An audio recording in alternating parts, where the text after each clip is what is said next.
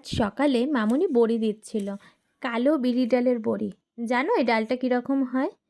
এই ডালটা পুরুলিয়াতে জানো খুব সহজেই পাওয়া যায়, কিন্তু কলকাতায় দেখিনি কোনো দিন।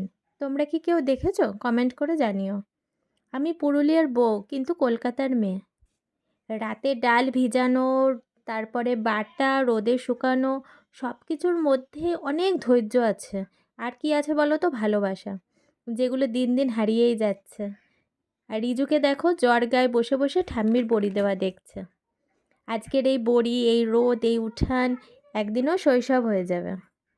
এই কথাটা বলতে গেলেই মনটা বুকটা ভারী হয়ে গেল জানো। সময় বদলে যাবে, জায়গা বদলে যাবে, মানুষগুলোও হয়তো বদলে যাবে, কিন্তু এই স্বাদ, এই স্মৃতি, এই মানুষগুলোই আমার আসল ঘর।